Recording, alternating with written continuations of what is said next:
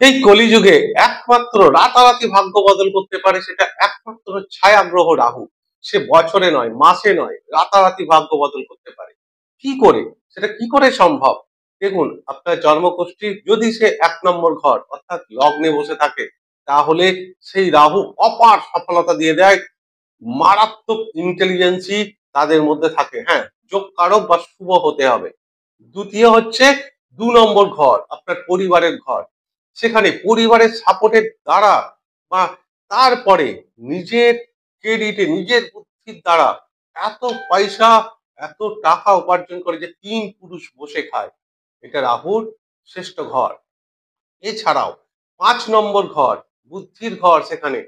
সেইখানে যদি রাহু বসে থাকে, এখানে দেখুন অনেক বিজনেসম্যান, প্রাইভেট সেক্টর, জব এরকম প্রচুর মানুষ দেখা যায়। কিন্তু এরা বুদ্ধির দ্বারা এই রাহু কোটি কোটি টাকা ইনকাম করাতে পারে রাতারাতি যদি শুভ হয়। আরেকটা হচ্ছে ৮ নম্বর ঘর, অষ্টম ঘর। এটা নিয়ে অনেক তর্ক বিতর্ক হতে পারে অষ্টম ঘর।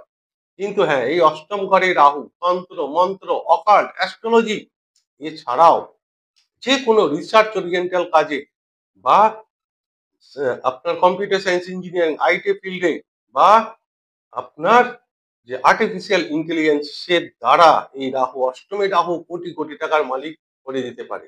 লাস্ট ঘর হচ্ছে নবমে। নবমে রাহু, এটা রাহুর মরণ কারণ স্থান। কিন্তু একমাত্র রাহু এখানে ভাগ্য বদল করতে পারে রাতারাতি। ভাগ্য স্থানেও